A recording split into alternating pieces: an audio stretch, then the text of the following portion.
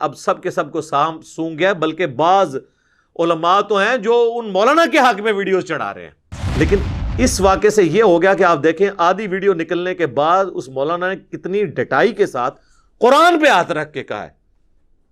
مجھے تو ویسے یقین نہیں کہ وہ قرآن بھی تھا، ہو سکتا ہے بارگتہ قرآن والا ہو، کیونکہ یہ ہیلا اور توریہ کر لیتے ہیں۔ جو فتنہ ملینز آف لوگوں تک ویڈیوز کے ذریعے پہنچ چکا ہے، اب مولوی کس چیز کے انتظار میں ہے کہ وہ خاموش ہیں؟ ہمیں تو وسوسہ یہ آتا ہے کہ شاید آپ کو یہ ڈر ہے کہ آپ کی کوئی فائل نہ کھول لے۔ میرا معصومانہ سوال ہے کہ اسی مدرسے سے یہ مولانا صاحب کوئی پیسے میں ان کے چندے میں خورد بدھ کر جاتا اور لاکھوں کا ان کو چونا لگا جاتا تو پھر بھی انہوں نے یہ کہنا تھا جی ہم نے اس کو فارغ کر دیا۔ انہوں نے جناب پکڑ کے اس کو جیل میں دینا تھا اور کہنا تھا جی کڈو پیسے ساڈے۔ اللہ معافی دے، یقین کریں عام بندے تو یہ جو جنازے والی چارپائی ہے نا جو مسجد میں رکھی ہوتی ہے اس کو دیکھ کے بھی خوف کھاتے ہیں، اور جو علماء سو ہیں، میں علماء حق کی بات نہیں کر رہا، وہ تو اس چارپائی کے اوپر کام ڈال دیتے ہیں۔ یہ کہتے ہیں جی جس مدرسے میں وہ پڑھا رہا تھا اس مدرسے کی ڈگری ہم نے ختم کر دی۔ نہیں سر، اس مدرسے کی ڈگری بھی ختم کریں جہاں سے یہ مولانا خود پڑھا ہوا ہے۔ جی ہاں، ظاہر ہے یہ تو وہاں سے ایکسپرٹ طریقے سیکھ کے آیا نا جو اس نے آگے ٹرانسفر کیے ہیں۔ اور آپ کو پتا ہے یہ پاکستان میں اب یہ قانون یہ ہے کہ اگر کوئی شخص یہ حرکت کرے گا تو پوری زندگی کے لیے جیل میں ہے۔ جی الحمدللہ رب العالمین والصلاة والسلام علی سید الانبیاء والمرسلین وعلی آلہ واصحابہ اجمعین الی یوم الدین۔ الحمدللہ آج 20 جون 2021 کو سنڈے کے دن ہم روٹین کی قرآن کلاس سے ہٹ کے ایک اسپیشل کرنٹ افیئر کو ڈسکس کرنے جا رہے ہیں،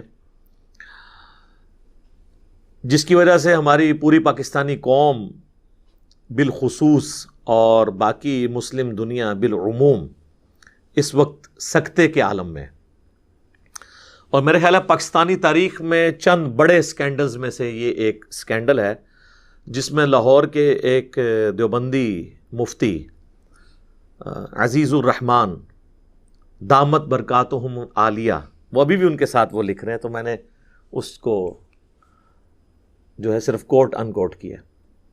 انہوں نے ایک 20 سال کے باریش نوجوان کے ساتھ منہ کالا کیا جس کی ویڈیوز کئی ایک ویڈیوز منظر عام پہ آ چکی ہیں، اور افسوس کی بات ہے کہ یہ وہ عالم دین ہے جو کچھ عرصہ پہلے تک تحفظ ناموس رسالت صلی اللہ علیہ وآلہ وسلم کے پلیٹ فارم پہ تقریر کرتے ہوئے نظر آ رہے تھے، اور نبی صلی اللہ علیہ وآلہ وسلم کے مبارک دین کی حدود کو انہوں نے جس طریقے سے کراس کیا وہ میرا خیال ہے پوری پاکستانی قوم کے لیے ایک شرم کا مقام ہے، خصوصاً علماء دین کے لیے۔ ہمارے ریاستی اداروں کی کوشش سے الحمدللہ اس اسٹوڈنٹ کو جس کے ساتھ وہ اس کا استحصال کر رہے تھے اس کو آمادہ کر کے ریاستی اداروں نے FIR کٹوائی، اس کو انکریج کیا کیونکہ اسے قتل کی دھمکیاں بھی مل رہی تھیں، اور اس کے بعد آج ہی صبح کے وقت رپورٹ آئی ہے کہ مفتی صاحب کو گرفتار کر لیا گیا ہے۔ چلیں شکر ہے، اب یہ معاملات آگے بھی چلیں تاکہ ان کو نشان عبرت بنا کے باقیوں کے لیے ڈیٹرنس ہو جائے انشاءاللہ تعالی۔ آپ کو یاد ہوگا کہ آلموسٹ آج سے 5 سال پہلے جولائی 2016 کے اندر عبدالستار عیدی رحمہ اللہ تعالیٰ کے حوالے سے مفتی زر ولی رحمہ اللہ تعالیٰ، اب دونوں فوت ہو چکے ہیں، اللہ کے پاس جا چکے ہیں، انہوں نے ایک بڑی گندی سٹیٹمنٹ دی تھی کہ یہ جو عبدالستار عیدی صاحب آؤٹ آف ویڈ لاک جو بچے پیدا ہوتے ہیں، میں کوڈ ورڈز میں بات کر رہا ہوں، یا جو لاوارث بچے مختلف جگہوں پہ لوگ پھینک جاتے ہیں، ان کے لیے جو انہوں نے جھولے لگائے ہوئے ہیں تو بیسیکلی یہ بدکاری کو پروموٹ کر رہے ہیں، نہ ان بچوں کو پالیں اور نہ بدکاری پروموٹ ہو۔ تو میں نے اس پہ اینٹی وینم کے طور پر، الزامی جواب کے طور پر، جسے میں پنجابی میں کہتا ہوں پھکی، ایک بات کی تھی کہ اگر آپ کی یہ ڈاکٹرن مان لی جائے، حالانکہ ان بچوں کا تو کوئی قصور نہیں ہے جو آؤٹ آف ویڈ لاک پیدا ہوئے ہیں، تو کیا انہیں قتل کر دیا جائے گا؟ نعوذ باللہ۔ تو اگر یہ آپ کی ڈاکٹرن مانی جائے تو آلموسٹ تمام مدارس کے اندر الا ماشاء اللہ یہ قوم لوط والا عمل ہوتا ہے، تو ہم پھر کیا یہ کہنا شروع کر دیں کہ آپ لوگوں نے مدارس اس لیے کھولے ہوئے ہیں کہ تاکہ آپ ہومو سیکچولیٹی کو یا قوم لوط والے عمل کو پروموٹ کریں. یہ میں نے الزامی طور پہ بات کی تھی، نہ کہ میں نے یہ کہا تھا کہ میں یہ کہتا ہوں. بعض لوگوں نے اسے آؤٹ آف کانٹیکسٹ بھی کوٹ کیا. وہ پوری میری ویڈیو دیکھیں میں کس کانٹیکسٹ میں بات کر رہا ہوں. باقی میں اس دعوے پہ قائم ہوں کہ شاید ہی کوئی مدرسہ ہے جو اس سے پاک ہے. اور اب تو یہ ویڈیوز کی وجہ سے رپورٹ ہوتے ہیں. مثلا ہمارے جہلم شہر میں تمام مکاتب فکر کے جو بڑے بڑے مدرسے ہیں ان کا یہاں آپ عوام سے پوچھیں، فرسٹ ہینڈ نالج ان کے پاس موجود ہے کہ ہر مدرسے کے اس طرح کے سکینڈل نکلتے رہتے ہیں.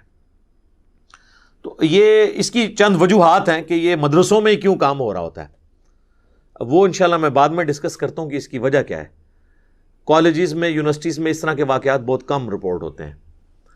تو بہرحال وہ بعض لوگوں نے برا منایا تھا، وہ کیونکہ آج کل وہ پھر دوبارہ سے ویڈیو منظر عام پہ آئی ہے تو میں نے اس کی کلیریفیکیشن دے دی کہ وہ اس کانٹیکسٹ میں بات ہوئی تھی. باقی یہ حقیقت ہے کہ مذہبی طبقہ جب اس قسم کی حرکت کرتا ہے تو اسے زیادہ ہائی لائٹ اس لیے کیا جاتا ہے کہ مذہب کا ٹھیکہ بھی تو دیندار لوگوں نے اٹھایا ہوا ہے، علماء نے. تو ایک ٹکٹ میں دو مزے تو نہیں ہو سکتے. یعنی ایک طرف آپ دین کے اوپر عزت بھی اویل کریں اور کل کو آپ جب غلط کام کریں تو اس عزت کی وجہ سے آپ کو چھوڑ دیا جائے. نہیں سر، آپ کو ڈبل سزا دی جائے گی. ٹھیک ہے. سورۃ الاحزاب میں آیا ہے، اللہ تعالیٰ فرماتا ہے کہ اے نبی کی بیویوں، تم عام عورتوں کی طرح نہیں ہو، اگر تم نے بے حیائی کی تو تمہیں دگنا عذاب دیا جائے گا، کیونکہ ان کے لیے اجر بھی پھر دگنا ہے. تو جس کا جو رتبہ ہوتا ہے اس اعتبار سے اس کی سزا بھی سخت ہوتی ہے. تو علماء کے بارے میں لوگ کرٹیسزم کرتے ہیں تو لوگ کہتے ہیں کہ جی علماء کی لوگ عزت نہیں کر رہے. تو آپ اپنی عزت کروائیں. جب آپ دین کے ٹھیکیدار بنے ہوئے ہیں تو پھر آپ کی رسپانسبلٹی ہے کہ آپ اپنے متعلق جو اس قسم کے وسوسے لوگوں کے دلوں میں آتے ہیں وہ پیدا ہی نہ ہونے دیں، اور اگر اس طرح کی کوئی بات ہو تو اس کی کلیریفیکیشن دیں. اور یہ میں اپنی طرف سے بات نہیں کر رہا، صحیح بخاری اور صحیح مسلم دونوں میں یہ حدیث موجود ہے کہ اللہ کے محبوب صلی اللہ علیہ وآلہ وسلم مسجد میں اعتکاف بیٹھے ہوئے تھے. رات کے گھپ اندھیرے میں ایک عورت آپ صلی اللہ علیہ وآلہ وسلم کو ملنے آئی. اب یہ اس زمانے کی بات ہے جب مسجد میں کوئی روشنی نہیں ہے، کوئی اسٹریٹ لائٹ نہیں ہے. آپ علیہ السلام اس سے کچھ گفتگو کرتے رہے، پھر آپ علیہ السلام مسجد سے نکلے اس عورت کے ساتھ، اور آپ علیہ السلام کہیں دور چلے گئے. راستے میں کچھ انصاری اصحاب کھڑے تھے، انہوں نے نبی علیہ السلام کو دیکھا تو سلام کیا، گزرے جب پاس سے تو پہچان لیا. تو آپ نے اس سے پہلے کہ وہ کوئی سوال کرتے آپ نے فرمایا یہ میری بیوی صفیہ ہے، میں اسے گھر چھوڑنے جا رہا ہوں. تو انہوں نے کہا کہ اے اللہ کے محبوب صلی اللہ علیہ وآلہ وسلم، معاذ اللہ، ہم آپ کے بارے میں کیسے بدگمانی کر سکتے ہیں کہ آپ کسی غیر محرم عورت کے ساتھ اس وقت رات کے اندھیرے میں جا رہے ہیں. تو آپ نے فرمایا کہ بے شک شیطان انسان کے جسم میں خون کی طرح دوڑتا ہے، وہ تمہیں یہ وسوسہ دلا سکتا تھا اپنے نبی کے بارے میں. تو نبی علیہ السلام نے کوشچن کرنے سے پہلے اپنے آپ کو اکاؤنٹیبل ٹھہرایا اور کلیریفیکیشن دے دی. یہاں پوری قوم ان سے پوچھ رہی ہے، یہ کہہ رہے ہیں جی علماء کی عزت داؤ پہ لگی ہوئی ہے. اور وہ بڑے بڑے علماء جو کل تک لیڈ کر رہے تھے اور اپنے مخالفین کو کبھی موم بتی معافیہ کہتے ہیں، کبھی لبرلز کہتے ہیں، اور کئی انہوں نے گالیاں ڈیوائز کی ہوئی ہیں، اور کوئی ان سے کوئی چھوٹی سی بھی غلطی ہو جائے اس کے اوپر ایسے ادم مچاتے ہیں، اور ہزاروں لوگ جو ہیں وہ باہر نکل کے ویڈیوز بنانا شروع کر دیتے ہیں. اب سب کے سب کو سام سونگ گیا، بلکہ بعض علماء تو ہیں جو ان مولانا کے حق میں ویڈیوز چڑھا رہے ہیں جن میں وہ خود مولانا صاحب بھی شامل ہیں. ٹھیک ہے.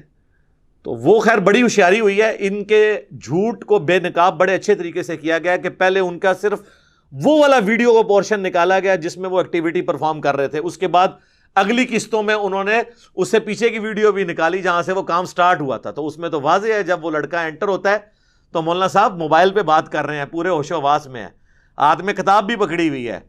ٹھیک ہے جی. اور پھر آ کے انہوں نے جو ہے وہ کام سٹارٹ، بات میں وہ گفتگو بھی نہیں اب کرنا چاہتا، وہ سب کے سامنے ویڈیوز آپ دیکھ لیں. تو لیکن بعض منصف مزاج علماء بھی ہیں، انہوں نے کہا کہ نہیں، یہ نہ تو ان کو نشاور کوئی چیز دی گئی ہے، نہ یہ آؤٹ آف کانٹیکسٹ ہے، بالکل واضح ہے، ان کو تو پتہ ہے. لیکن اس واقعے سے یہ ہو گیا کہ آپ دیکھیں آدھی ویڈیو نکلنے کے بعد اس مولانا نے کتنی ڈٹائی کے ساتھ قرآن پہ ہاتھ رکھ کے کہا ہے. مجھے تو ویسے یقین نہیں کہ وہ قرآن بھی تھا، ہو سکتا ہے بارگتا قرآن والا ہو، کیونکہ یہ ہیلا اور توریہ کر لیتے ہیں.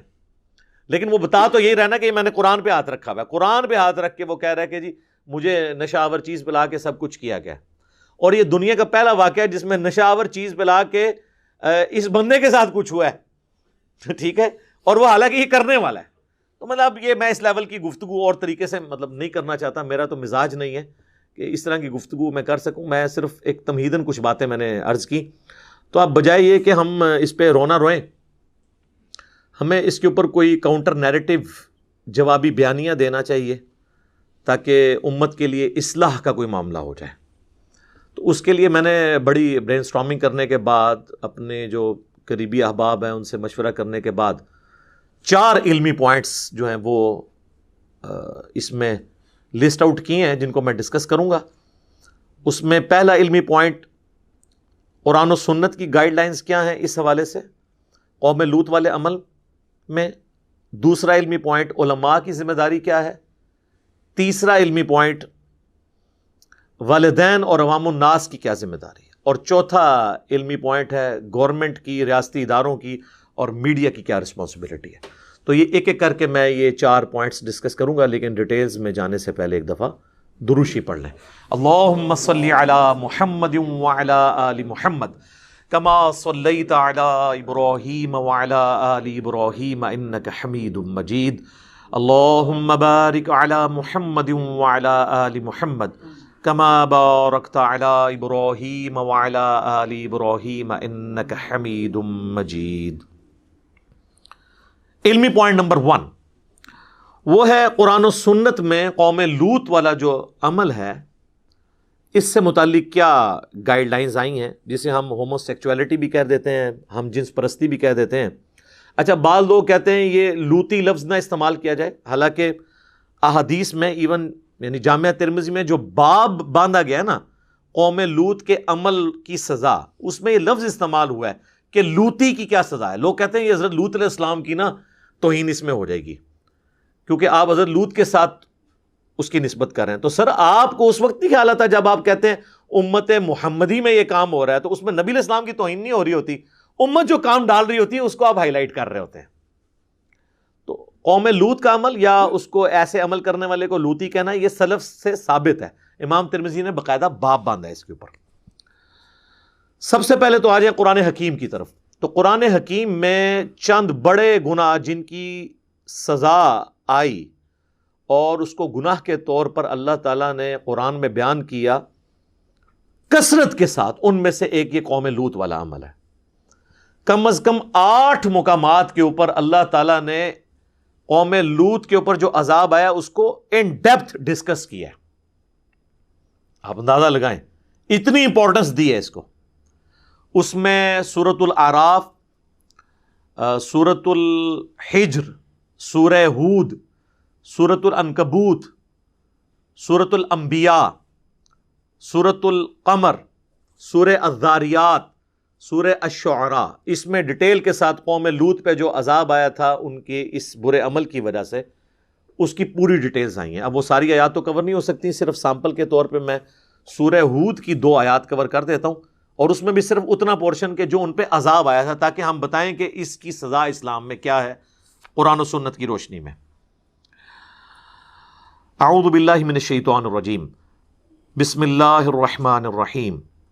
فلما جاء امرنا, جب ہمارا حکم عذاب آ گیا, جعلنا عالیہا سافلہا, تو اس بستی کے اونچے حصے کو ہم نے الٹ کر دیا, یعنی اوپر کی جو حصہ تھا وہ نیچے آ گیا, نیچے والا اوپر, یعنی پوری بستی الٹ دی. وَأَمْطَرْنَا عَلَيْهَا حِجَارَةً مِّن سِجِّيلٍ, اور ہم نے ان پر کنکریوں کی بارش کی, پتھروں کی بارش. منضود, پے در پے, جس طرح یہ اولے برستے ہیں نا اس طرح. آج کل تو وہ آپ دیکھ رہے ہیں اتنے بڑے بڑے برف کے اولوں نے بھی گاڑیوں کے شیشے توڑ دیے اور اس میں ڈینٹ ڈال دیے. تو پتھر ہو تو آپ ذرا اندازہ کریں. مصومتن عند ربک, جو نشان زدہ تھے اپنے رب کی طرف سے, یعنی اس پہ نشان تھا کہ یہ فلاں کو جا کے لگنا ہے, یہ کنکر فلاں کے نام کا ہے, یہ گولی فلاں کے نام کی ہے. اللہ تعالیٰ نے اس کے اوپر پوری کیلکولیشن کی ہوئی. وما ہی من الظالمین ببعید, اور یہ عذاب ان ظالموں سے کچھ دور نہیں تھا. ایک ترجمہ تو یہ بنتا ہے، اور ایک ترجمہ یہ کہ یہ جو ظالموں کی بستی ہے یا جو نبی علیہ السلام کے مخالفین ہیں، وہ اس بستی کو یہ ظالم لوگ اس بستی کو آبزرو کر سکتے ہیں. صدوم کی بستی جو بحر مردار ڈیڈ سی کے کنارے پہ ہے، وہ کوئی زیادہ دور نہیں ہے. اپنے سفر شام میں یہ لوگ تجارت کرتے ہوئے جب جاتے تھے تو اس بستی کے حالات و واقعات دیکھ سکتے ہیں. بلکہ آپ کو ویڈیوز میں ملیں گے کہ ان کی وہ آلموسٹ لاشیں اسی طریقے سے فاسلز بن گئی ہوئی ہیں جو اللہ کا عذاب ان کے اوپر آیا تھا. اس کے لیے کوئی ٹیکنیکل ریزن ضرور ہوگی. یعنی وہ کہتے ہیں جی آتش فشاں پھٹ گیا تھا اور اس میں سے پتھر نکلے ان پہ پڑے. ظاہر ہے اللہ تعالیٰ نے کوئی ضروری نہیں ہوتا کہ کوئی غیبی کام کریں، وہ اسباب بنا دیتا ہے. جیسے سمندر میں غرق کر دیا فرعونیوں کو، تو وہاں پہ بھی آتش فشاں کو اللہ نے حکم دیا کہ ہاں بھی اگل دے اور ہر بندے کے سر کے اوپر جا کے اس کے حصے کا پتھر لگے. وہ اس کی کوئی بھی ریزن ہو سکتی ہے، بہرحال اللہ کی طرف سے وہ عذاب آیا. اللہم احسن عاقبتنا فی الامور کلہا واجرنا من خزی الدنیا وعذاب الآخرہ آمین. اب ان آیات کی روشنی میں سزا یہ ہوئی کہ ایسے عمل کرنے والوں کو اللہ نے بلندی سے پھینکا اور پھر ان پر پتھروں کی بارش کر کے انہیں ہلاک کر دیا. قرآن و سنت میں واضح اس حد کو اسٹیبلش کرنا کس طریقے سے ہے، اس کی ڈیٹیلز ہمیں نہیں ملتی. صحابہ کے اقوال ملتے ہیں، خلفائے راشدین کے اقوال ملتے ہیں، ان کے فیصلے ملتے ہیں. اس لیے آپ اس کو حد کے طور پہ نہیں لیکن تعزیر کے طور پر بیان کر سکتے ہیں. اس میں اختلاف پایا جاتا ہے لیکن اہل سنت اور اہل تشیع کا یہ اس پہ اتفاق ہے آلموسٹ کہ ایسے شخص کو فاعل اور مفعول دونوں کو قتل کیا جائے گا. اگر تو جبر کے ساتھ ہو رہا ہے پھر تو صرف فاعل ہوگا، مفعول کا تو ظاہر ہے پھر اس میں قصور نہیں. اب وہ احادیث سن لیں. سنن نبی داؤد میں حدیث ہے، ابن عباس کہتے ہیں کہ نبی علیہ السلام نے فرمایا کہ قوم لوط کا عمل جو لوگ کر رہے ہوں تو فاعل اور مفعول یعنی دونوں رضامندی سے کر رہے ہیں تو دونوں کو قتل کر دو. اچھا، جامعہ ترمذی میں حدیث ہے ابن عباس سے ہی، وہ کہتے ہیں نبی علیہ السلام نے فرمایا اگر کوئی شخص کسی جانور چوپائے کے ساتھ بھی بدفعلی کرے تو بھی دونوں کو قتل کرو. تو ابن عباس سے پوچھا گیا اس جانور کو کیوں قتل کیا گیا؟ تو انہوں نے کہا نبی علیہ السلام سے میں نے اس کی تفصیل تو نہیں سنی لیکن میرا خیال ہے کہ نبی علیہ السلام اس چیز کو ناپسند فرماتے تھے کہ ایسے جانور کا گوشت کھایا جائے جس کے ساتھ کسی نے اس طریقے سے برائی کی ہو. یعنی آپ دیکھیں اسلام سیکس کے معاملے میں کتنا سینسٹیو ہے. پھر مشکات المصابیح میں آپ کو سیدنا علی اور سیدنا ابوبکر صدیق رضی اللہ تعالی عنہما کے فتاوی مل جائیں گے جو پوری تفصیل سے المصنف ابن ابی شیبہ میں موجود ہے کہ ابن عباس نے کہا کہ قوم لوط کا عمل کرنے والے کی سزا یہ ہے کہ ایسے شخص کو اس بستی کے سب سے اونچے مقام سے اوندا منہ کر کے نیچے پھینکا جائے. اس طرح مر جائے تو ٹھیک، اگر پھر بھی زندہ بچ جائے پھر اسے پتھر مار کے سنسار کر کے ہلاک کر دیا جائے. یعنی اس کے تحت ابن عباس نے جو فتویٰ دیا ہے تو یہ مولانا صاحب جو ہیں لاہور کی سب سے اونچی جگہ ہے مینار پاکستان، تو مینار پاکستان سے انہیں نیچے گرانا چاہیے پبلکلی، کیونکہ سورہ النور کی 2 نمبر آیت میں اللہ تعالیٰ نے فرمایا کہ جو زنا کی سزا ہے یہ بھی پبلکلی ہوگی اور مسلمانوں کا ایک گروہ اسے ویٹ کرے گا تاکہ باقیوں کے لیے عبرت ہو جائے. دیکھیں نا آپ ایران میں اور سعودیہ میں شرعی سزائیں اعلانیہ دی جاتی ہیں نا، جو ایک دفعہ کسی کو قتل ہوتے ہوئے دیکھ لیتے ہیں کتنے عرصے تک ان کو نیند نہیں پڑتی، ڈیٹرنس ہوتی ہے. تو اسلامی سزائیں سخت ضرور ہیں لیکن چند لوگوں کو سزا ہو کے باقی لوگ جرم سے بچ جاتے ہیں، ڈیٹرنس ہو جاتی ہے. سزا 2-4 کو ہوگی، ڈیٹرنس لاکھوں کے لیے. بلکہ میرے خیال میں تو فساد فی الارض کی جو سزا ہے نا سورۃ المائدہ کی آیت نمبر 33 میں، جو زمین میں فساد مچاتے ہیں، جس طرح یہ عادی مجرم تھا اور کئی اسٹوڈنٹ کے ساتھ منہ کالا کر چکا اور ایکسپلائٹ کرتا تھا ان کو، یہ ہے فساد فی الارض والے لوگ. تو ان کے اوپر آیت محاربہ والی لگے گی آیت سورۃ المائدہ آیت نمبر 33 کے مخالف سمت کے ہاتھ پاؤں کاٹے جائیں گے اور انہیں سولی دیا جائے گا. یعنی بے دردی کے ساتھ ان کو قتل کیا جائے گا تاکہ باقیوں کے لیے ڈیٹرنس ہو. جامعہ ترمذی میں ایک اور حدیث ہے، ابن عباس کہتے ہیں کہ نبی علیہ السلام نے فرمایا جو کوئی شخص کسی مرد یا عورت کے ساتھ قوم لوط والا عمل کرتا ہے تو قیامت والے دن اللہ تعالیٰ اس کی طرف نظر رحمت نہیں فرمائے گا. یعنی اتنا غصہ ہے کہ دنیا کی سزا تو اپنی جگہ، آخرت میں بھی اللہ تعالیٰ نظر رحمت اس پہ نہیں فرمائے گا. مسند احمد میں ایک اور حدیث ہے، حاکم میں بھی ہے، مشکات کے اندر بھی موجود ہے کہ قوم لوط کا عمل کرنے والا ملعون ہے، لعنتی ہے. یعنی لعنت کا مطلب یہ ہے کہ اللہ کی رحمت سے دور. لعنت کا مطلب کیا ہے؟ اللہ کی رحمت سے دور. ایک اور حدیث ہے مسند احمد میں، سنن ابی داؤد میں بھی ہے، مشکات میں بھی، کہ نبی علیہ السلام نے فرمایا جو شخص اپنی بیوی کے ساتھ بھی ایسا عمل کرے قوم لوط والا تو وہ بھی ملعون ہے.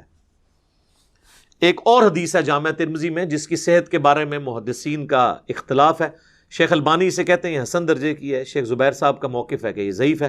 بہرحال چونکہ دونوں طرف رائے موجود ہے اس لیے میں روایت کو بیان کر دیتا ہوں کہ نبی علیہ السلام نے فرمایا مجھے اپنی امت سے سب سے زیادہ خوف قوم لوط کے عمل کا ہے. تو میرے خیال ہے پریکٹیکلی جو امت کر رہی ہے اس کے بعد یہ البانی صاحب کا موقف ہی مجھے ٹھیک لگتا ہے. بعض اوقات حدیث کی سند کمزور ہوتی ہے لیکن اسے تلقی بالقبول حاصل ہو جاتی ہے کہ شواہد کی بنیاد پہ وہ ویسے اسٹیبلش ہو رہا ہوتا ہے. تو یہ ہمیں نظر آ گیا ہے، تلقی بالقبول اس کو نظر آ رہی ہے امت کے اندر جو امت کی حرکات ہیں. تو ہمارا تو یہ موقف ہے کہ ایسے لوگوں کو نشان عبرت بنانا چاہیے تاکہ ایک کو سزا ہو اور لاکھوں کے لیے عبرت ہو جائے انشاءاللہ تعالی. علمی پوائنٹ نمبر 2 وہ ہے علماء کرام سے ریلیٹڈ. ویسے تو علماء کرائم بھی ہیں، مجرم علماء بھی، اور علماء پرائم بھی ہیں، عزت والے علماء بھی. تو پرائم انگلش والا تو علماء کرام سے ریلیٹڈ ہے. مذہبی پیشوا جو دینی لیڈر بنے ہوئے ہیں ان میں یہ خود بھی شامل ہیں. مولانا صاحب یہ تحفظ ناموس رسالت والے جلسے میں تقریر فرما رہے ہیں اور لوگوں کو نبی علیہ السلام کی عصمت کے بارے میں بتا رہے ہیں اور خود شریعت کی کس طرح یہ دھجیاں اڑانے کی کوشش کر رہے ہیں. تو میرے خیال ہے پاکستانی ہسٹری میں اتنا بڑا سکینڈل پہلے کوئی اس طریقے سے ویڈیو میں آیا نہیں ہے. تو اگر ہمارے بڑے بڑے علماء اب بھی مجرمانہ خاموشی اختیار کریں گے یہ کہہ کے کہ جی اگر ہم اس پہ بات کی تو اس واقعے کو مشہوری مل جائے گی، یہ سب سے بڑا ٹوٹکا ہوتا ہے اور کسی حد تک جسٹیفائی ہوتا ہے. میں بھی اس حق میں ہوں کہ جو فتنہ ہزاروں تک ہے اسے ملینز تک نہیں پہنچانا چاہیے، لیکن جو فتنہ ملینز آف لوگوں تک ویڈیوز کے ذریعے پہنچ چکا ہے اب مولوی کس چیز کے انتظار میں ہے کہ وہ خاموش ہیں. تو ہم یہی سمجھیں گے کہ آپ کی یہ خاموشی مجرمانہ ہے اور ہمیں تو وسوسہ یہ آتا ہے کہ شاید آپ کو یہ ڈر ہے کہ آپ کی کوئی فائل نہ کھول لے نام لیے بغیر. ٹھیک ہے، تو اب اس گفتگو کو یہیں پہ فل سٹاپ لگائیں. اس کو آپ نے آنے والی ہستیوں کے ساتھ لیٹ نہیں کرنا جن لوگوں کے میں نام لینے لگا ہوں. دیکھیں اس وقت میں سمجھتا ہوں پاکستان میں جو ٹاپ آف لسٹ علماء ہیں جس طرح دیوبند میں مولانا تقی عثمانی صاحب ہیں اور بریلویوں میں مفتی منیب الرحمان صاحب ہیں، اہل حدیث میں ساجد میر صاحب ہیں، اہل تشیع میں ساجد نقوی صاحب ہیں، اور صوفیاء میں آپ کہہ لیں الیاس قادری صاحب ہیں، ڈاکٹر طاہر القادری صاحب ہیں، اور اس امت کے جو اجماعی پیشوا ہیں مولانا طارق جمیل صاحب. ٹھیک ہے، اور اس قوم کے اجتماعی سیاسی رہنما مولانا فضل الرحمان صاحب جن کی جماعت کے خود مولانا صاحب ہیں. ان سب کو آ کے فرنٹ سے لیڈ کر کے خود بیان دینا ہوگا. مجرمانہ خاموشی نہیں اختیار کی جا سکتی. یہ آپ پلی نہیں لے سکتے کہ جی ہمارے بولنے سے معاملہ پھیلے گا. سر اتنا پھیل چکا ہے کہ اب اس کو آپ نے سنبھالنا ہے. بول کے ہونا تو چاہیے تھا آپ لوگ خود ایف آئی آر کٹواتے. کہتے ہیں جی ہم نے وہ اس کو فارغ کر دیا وہاں سے، وفاق المدارس سے اس مدرسے کی ڈگری کو کینسل کر رہے ہیں، مولانا کو فارغ کر رہے ہیں. تو آپ کی ذمہ داری ختم ہوگی. اور کر رہے بھی کب ہیں؟ جب ویڈیو نکلی ہے، جب وہ بچہ آ کے ان کے محتمم کو شکایتیں لگاتا تھا یہ اس کو ڈانٹتے تھے، اس کے ماں باپ بھی اس کو ڈانٹتے تھے. ویڈیو تو یہ 1.5 سال پرانی ہے، نکلی اب ہے. میرا معصومانہ سوال ہے کہ اسی مدرسے سے یہ مولانا صاحب کوئی پیسے میں ان کے چندے میں خورد بدھ کر جاتا اور لاکھوں کا ان کو چونا لگا جاتا تو پھر بھی انہوں نے یہ کہنا تھا جی ہم نے اس کو فارغ کر دیا. انہوں نے جناب پکڑ کے اس کو جیل میں دینا تھا اور کہنا تھا جی کڈو پیسے ساڑھے.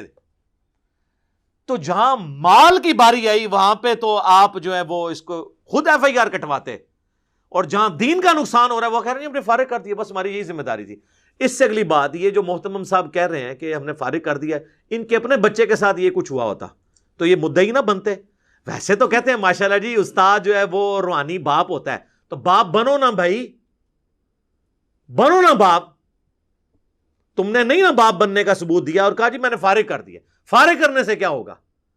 اگر تمہارا یہ اپنا بیٹا ہوتا یا تمہیں مالی نقصان پہنچا کے مفتی صاحب جاتے تو پھر آپ لوگوں نے ایف آئی آر کٹوانی تھی. تو اب چونکہ آپ فرنٹ سے لیڈ نہیں کر رہے تو لہٰذا پھر وہ لوگ جن کو آپ اپنے مخالفین کہتے ہیں یا لبرلز کہتے ہیں یا موم بتی مافیا کہتے ہیں, کبھی کچھ کہتے ہیں کبھی کچھ کہتے ہیں, تو سر وہ تو پھر جسٹیفائی ہیں. کل تک آپ لوگ مسجد کے باہر بھی کوئی چھوٹی سی شوٹنگ کر دے, جس کا ہم بھی غلط سمجھتے ہیں, کہیں مسجد کے اندر کوئی ڈرامہ شوٹ ہو جائے جس میں کوئی اس طریقے سے کچھ زیادہ بڑا ایشو بھی نہ ہو, تو اس کے اوپر آپ کہتے ہیں مسجد کے تقدس پامال ہو گیا. تو سر مسجد جڑا تسی کام چک کے رکھ دے ہو, اور مسجد محتمم جو اس طرح کے کام کرتے ہیں, اللہ معافی دے, یقین کریں عام بندے تو یہ جو جنازے والی چارپائی ہے نا جو مسجد میں رکھی ہوتی ہے اس کو دیکھ کے بھی خوف کھاتے ہیں. اور جو علماء سو ہیں, میں علماء حق کی بات نہیں کر رہا, وہ تو اس چارپائی کے اوپر کام ڈال دیتے ہیں اور اس چیز کو کوئی برائی نہیں سمجھتے. یعنی ہم خود یعنی کئی ایسے لوگوں کو جانتے ہیں, یعنی جیلوں میں تو بہت واقعات ہیں. میں چونکہ اس کو اب وہ رنگ نہیں دینا چاہتا, ورنہ میں آپ کو کئی ایک واقعات بتاتا کہ کیا کچھ ہوتا ہے ادھر, لیکن ہمیں اس سے کوئی انٹرسٹ نہیں. ہم اس وقت اس ایشو کو ڈسکس کرنا چاہ رہے ہیں جو اصل ہمارا مسئلہ ہے. دوسری طرف آپ دیکھیں ان علماء نے پیرلل میں عدالتیں بنائی ہوئی ہیں, شرعی عدالتیں کئی مدرسوں میں قائم ہیں جہاں نکاح طلاق کے وہ عدالتی فیصلے کرتے ہیں. حالانکہ پاکستان کی جوڈیشری کے ہوتے ہوئے یہ ان کو اتھارٹی نہیں ہے, لیکن وہ کہتے ہیں چونکہ ہمارے جوڈیشری کے قوانین جو ہیں کئی قرآن و سنت کے خلاف ہیں, لہٰذا ہم نے جب تک خلافت کا نظام نہیں ہوتا تو ہم اپنے مدرسے میں پیرلل شرعی عدالتیں بنائی ہوئی ہیں. تو سر وہ شرعی عدالتیں کہاں مر گئی ہیں؟ اس مولانا کے اوپر وہ والی سزا کیوں نہیں نافذ کرتے جو اہل سنت اور اہل تشیع کے ہاں کامن ہے کہ بلندی سے گرایا جائے اور سنسار کر کے ہلاک کر دیا جائے, جو میں پہلے ڈسکس کر چکا ہوں. تو سر آئے نا ایکٹیویٹ کریں نا اپنی شرعی عدالتوں کو. میرا خیال ہے اس لیے نہیں کر رہے, اللہ کرے خیال غلط ہو, کہ ان کو ڈر ہے کہ اگلا نمبر ہمارا ہی لگا ہوا ہے. ہاں ظاہر ہے کہ یہ کہتے ہیں جی جس مدرسے میں وہ پڑھا رہا تھا اس مدرسے کی ڈگری ہم نے ختم کر دی. نہیں سر, اس مدرسے کی ڈگری بھی ختم کریں جہاں سے یہ مولانا خود پڑھا ہوا ہے. جی ہاں ظاہر ہے یہ تو وہاں سے ایکسپرٹ طریقے سیکھ کے آیا نا جو اس نے آگے ٹرانسفر کیے ہیں. تو یہ تو پوری چین بنے گی. یہ کہتے ہیں نا وہ ہماری سنت چلتی ہے, استاد کا استاد ہوتا ہے, پھر اس کا استاد ہوتا ہے, پھر اس کا استاد ہوتا ہے. کتنے فخر نال ایک ایک نادا گڑاندے نے, اس نے اس سے پڑھا, اس نے اس سے پڑھا, ہماری چین نبی علیہ السلام تک پہنچتی ہے. تو نبی علیہ السلام تک کہاں سے چین پہنچنی؟ یہ آپ کی جو علماء کی لسٹیں ہیں اس میں تو آپ کی چینیں ہی فارغ ہو جائیں گی. اس طرح کے کرتوت کرنے والے لوگ نکل آئیں گے کہ جن کی قیامت تک شہادت بھی قبول نہیں کی جائے گی. تو ان کی ڈگریاں کہاں سے؟ تو ساری ڈگریاں بھائی جی ڈاؤٹ فل ہو گئی ہیں, سب چیک کراؤ. ٹھیک ہوگا جی. تو لیڈرشپ پہ آنے کا شوق ہے اور مسرت کا شکار ہوتے ہیں. میں یہاں پہ وہی حدیث دوبارہ ریپیٹ کروں گا کہ بخاری اور مسلم دونوں میں حدیث ہے, نبی علیہ السلام مسجد میں اعتکاف بیٹھے ہوئے تھے, آپ صلی اللہ علیہ وآلہ وسلم, ان سے بڑا تو کوئی مذہبی پیشوا نہیں ہے. اگر وہ اپنے آپ کو اکاؤنٹیبل ٹھہرائے ہوئے ہیں تو سر تہاڈی کے اوقات ہے. آپ رات کے گپ اندھیرے میں, اس زمانے میں جب کوئی اسٹریٹ لائٹ نہیں, مسجد میں کوئی روشنی نہیں ہے, ایک عورت سے کافی دیر گفتگو کرتے رہے, پھر اس عورت کے ساتھ مسجد سے نکلے اور راستے میں چوراہے پہ کچھ انصاری نوجوان کھڑے تھے, آپ نے خود ان کو بتایا کہ یہ میری بیوی ہے. تو انہوں نے کہا معاذ اللہ یا رسول اللہ, ہم آپ کے بارے میں کیسے بدگمانی کریں گے کہ آپ اس وقت کسی غیر محرم عورت کے ساتھ ہیں. تو آپ نے فرمایا بے شک شیطان انسان کے جسم میں خون کی طرح دوڑتا ہے, تو اس لیے میں نے اس کو کلیریفائی کیا. ذرا نبی کے بارے میں بدگمانی کرتے تو کافر ہی ہو جاتے. تو فرمایا یہ میری بیوی صفیہ ہے, میں اسے گھر تک چھوڑنے گیا ہوں, لہٰذا اعتکاف میں کسی کو کوئی بیوی ملنے آئے تو وہ اپنی بیوی کو گھر تک چھوڑنے کے لیے جا سکتا ہے. اس سے یہ مسئلہ بھی پتہ چلا.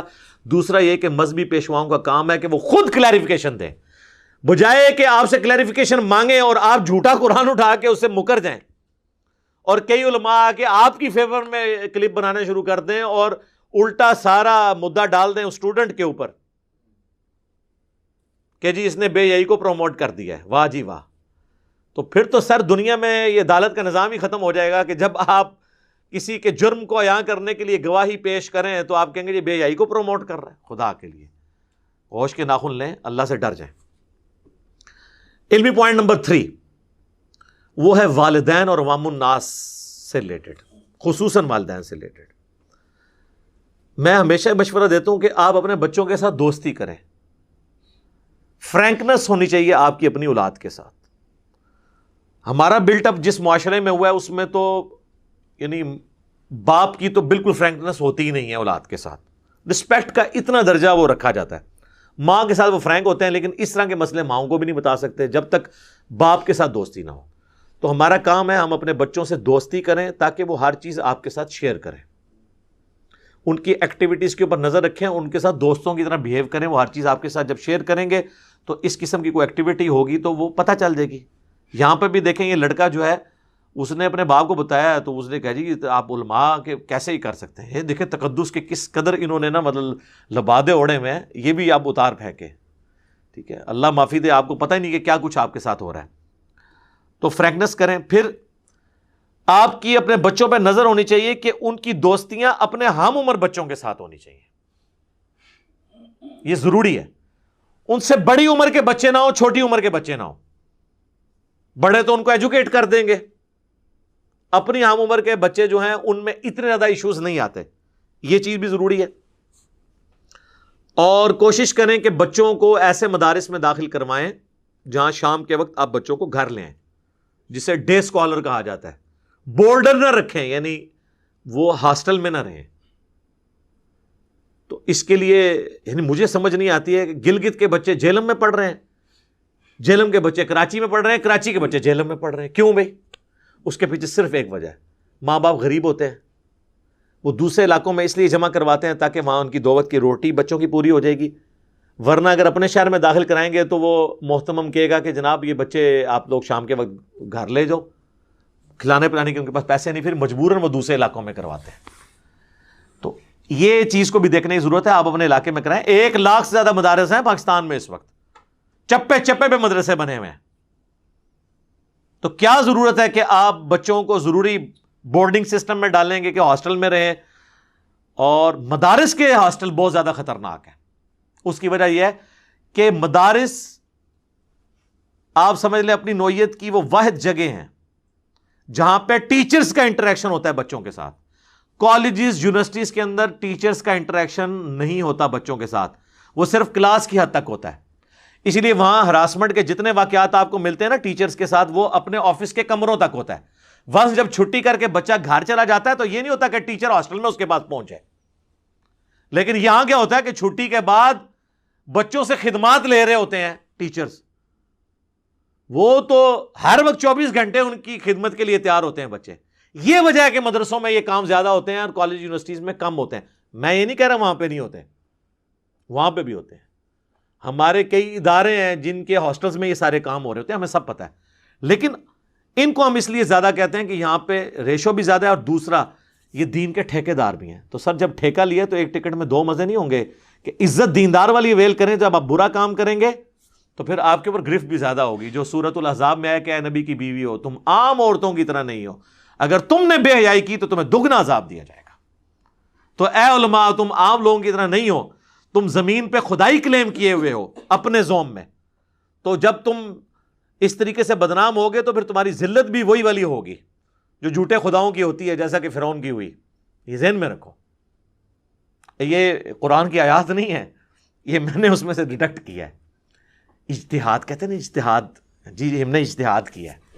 اور آپ کو یہ مسئلہ بتایا ہے کہ دین میں اس طرح کی چیزوں کے بارے میں سینسٹیو اگر آپ ہوتے ہیں تو آپ یہ سمجھیں کہ آپ کے اوپر ذمہ داری کتنی ہے. تو اس لیے زیادہ سینسٹیو ہونے کی ضرورت نہیں ہے. جو آپ کرتوت کر رہے ہوتے ہیں تو اس وقت یہ سوچا کریں نا کہ آپ یہ کیا کرنے جا رہے ہیں. اور والدین کو میں ایک اور نصیحت کروں گا کہ اپنے بچوں کے ٹیبز کے اوپر، لیپ ٹاپس پہ، ان کی جو موبائل فون ہے ان پہ بھی نظر رکھیں وہ کس قسم کی ویڈیوز دیکھتے ہیں. چھیننے سے کوئی مسئلہ حل نہیں ہونا. Forbidden fruits are always sweet, منع کیے گئے پھل ہمیشہ میٹھے ہوتے ہیں. منع کرنے سے کچھ نہیں ہونا. آپ ان کو چیزیں دیں لیکن لمیٹڈ ٹائم کے لیے، اور اس کے اوپر چیک رکھیں کہ وہ کیا دیکھتے ہیں. آپ اس کے آگے باندھ ہی نہیں سکتے. اب یہ جو سوشل میڈیا ہے اس کو آپ ڈائریکشن دیں گے تو وہ آپ نظر رکھیں. یہ کرنے کی ضرورت ہے. اور علماء کو خدا نہ مانیں. بچے کو شکایت کرتے ہیں فوراً اس کے اوپر رسپانس کریں، دیکھیں کہ کیا ہو رہا ہے. صحیح مسلم میں حدیث ہے، نبی علیہ السلام نے فرمایا اللہ تعالیٰ تمہاری شکلوں اور مال کو نہیں دیکھتا، دلوں اور اعمال کو دیکھتا ہے. اور آپ بوتھیوں سے دھوکہ کھا دیتے ہیں کہ اتنی نورانی شکل ہے.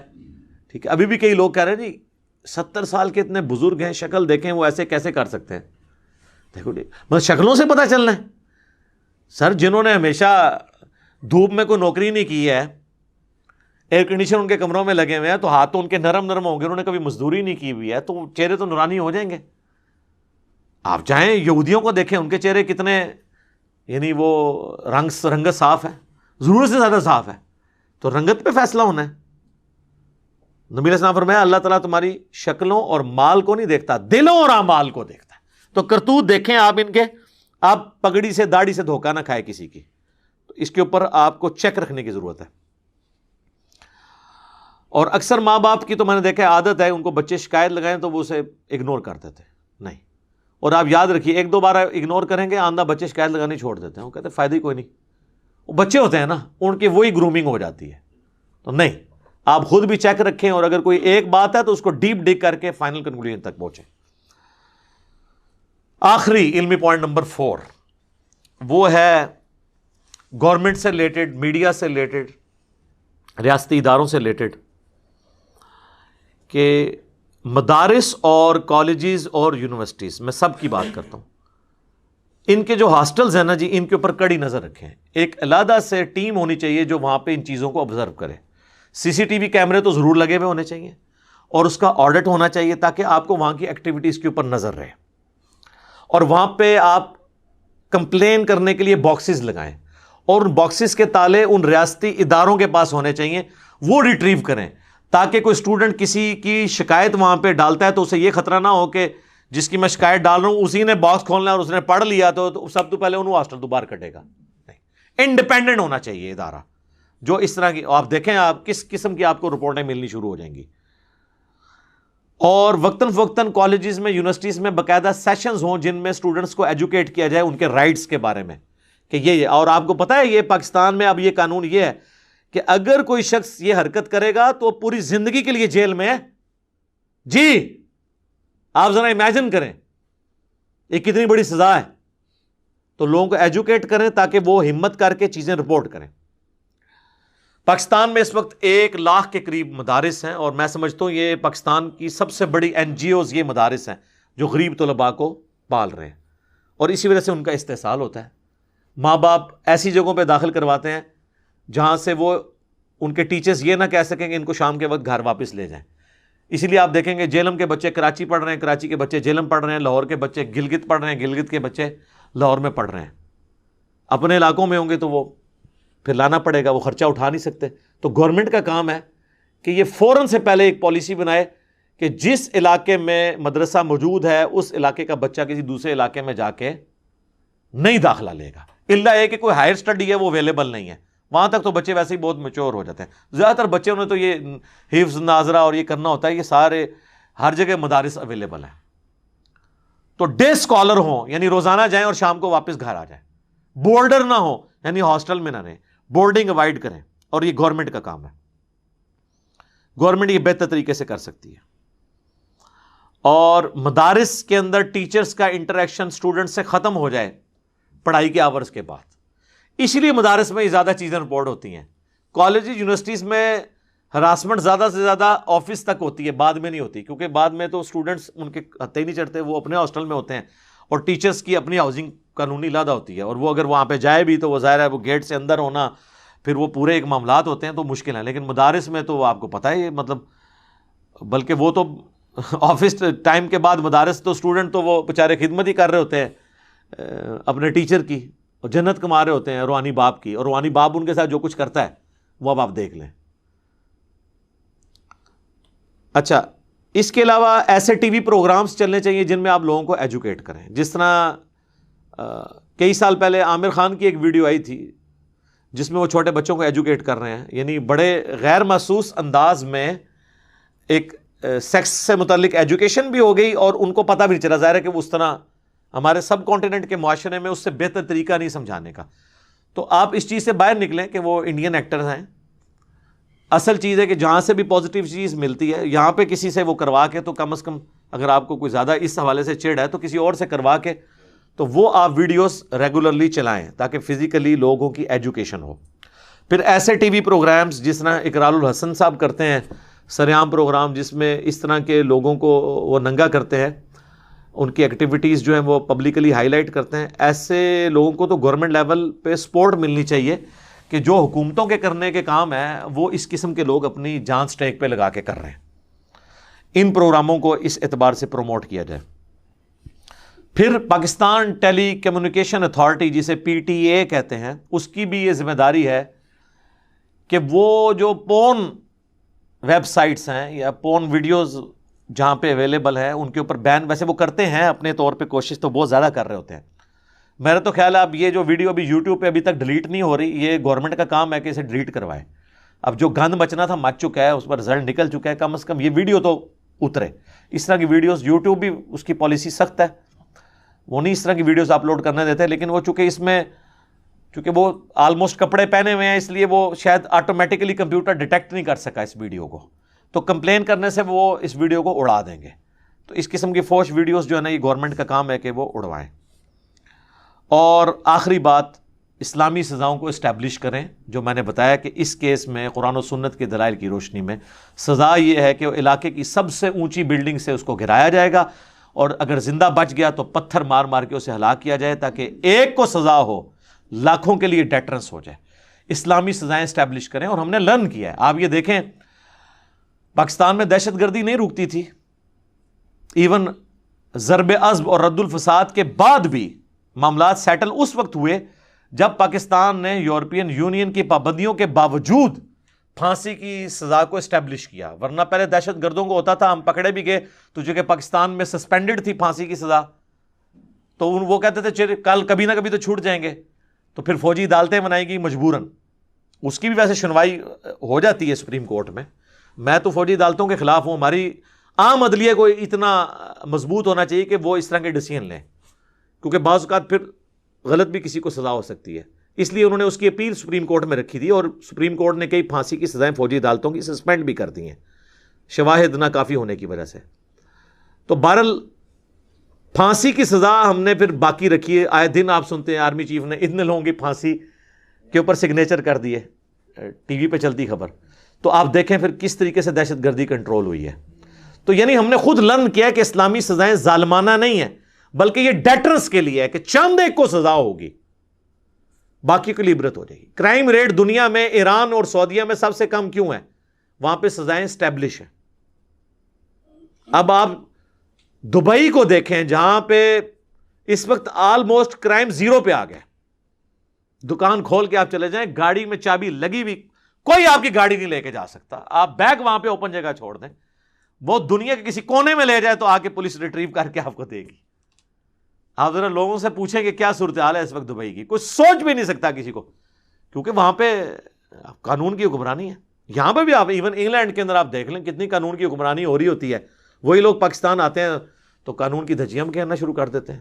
وہاں پہ تو جرمانے آپ اوپنلی پبلک پلیس کے اوپر کوئی ریپر پھینک دیں, اور یہاں پہ میں دیکھتا ہوں وہی لوگ پاکستان کی فلائٹس میں جب اتر رہے ہوتے ہیں تو وہ ایئرپورٹ کے اوپر ہی سگریٹ لگاتے ہیں اور ڈبی وہاں پہ پھینک دیتے ہیں. وہ کہتے ہیں یہ ہمارا ملک ہے, ہمیں انہوں نے ڈسٹ بن بنایا ہوا ہے, ہمیں صرف اس لیے رکھا ہوا ہے کہ یہ جب مر کے ان کی لاشیں بدبودار یہاں پہ آئیں الا ماشاء اللہ تو ہم ان کے جنازے پڑھیں, یا یہ ہمارے ملکوں میں کبھی وزٹ کرنے کے لیے آئیں تو یہاں سے سستے کپڑے خرید کے اور یہ چیز لے جائیں, یا وہاں تو ان کو چونکہ سب لوگ جانتے ہیں یہاں سے رشتے کر کے کسی کی بچی ہتھیا کے لے جائیں, کسی کا بچہ ہتھیا کے لے, اس لیے یہ ادھر آتے ہیں. الا ماشاء اللہ, میں سب کی نہیں بات کر رہا, عموماً ایسے ہوتا ہے. تو ان لوگوں کو اس ملک کے ساتھ کوئی غرض نہیں ہے, اس لیے آ کے یہاں پہ قانون توڑ رہے ہوتے ہیں. اور وہاں پہ دیکھیں کس طرح پکے جو ہے نا وہ بونافائڈ قسم کے سٹیزن بنے ہوتے ہیں اس ملک کے. یہ سب ہم نے یعنی لبادے اوڑے میں. تو یہ کچھ باتیں تھیں جو میں نے ڈسکس کی. کوشش تو میں نے کی ہے کہ کوئی پوائنٹ مس نہ ہو. اگر میں نے اس میں کوئی چیز جان بوجھ کے کسی معاملے میں سکپ کر دی ہے تو ظاہر ہے کہ میں اس ایک خاص لمٹ کو کراس بھی نہیں کرنا چاہتا تھا. یعنی اب لوگ تو ایکسپیکٹ کر رہے ہوں گے کہ میں جناب اس واقعے کو اب بیان کروں کہ کیا ہوا تھا, پھر کیا ہوا, اس سے وہ تسی تک لیا جو کچھ ہویا ہے, کام پہ گیا ان دسوں اگے کے کرنا ہے, اور آئندہ کے لیے یہ چیزیں نہ ہوں. تو میں نے کوشش کی ہے مختصر وقت کے اندر کہ اس مسئلے کو میں ایڈریس کر دوں. اللہ تعالیٰ سے دعا ہے جو حق بات میں نے کہی اللہ تعالیٰ ہمارے دلوں میں راسخ فرمائے. اگر جذبات میں میرے منہ سے کوئی غلط بات نکل گئی تو اللہ تعالیٰ ہمارے دلوں سے ہی اسے دھو ڈالے, ہمیں معاف بھی کر دے, ہمیں کتاب و سنت کی تعلیمات پر عمل کر کے دوسرے بھائیوں تک پہنچانے کی توفیق عطا فرمائے. سبحانک اللہم و بحمدک اشہد ان لا الہ الا انت استغفرک واتوب الیک وما علینا الا البلاغ المبین. جزاکم اللہ خیرا.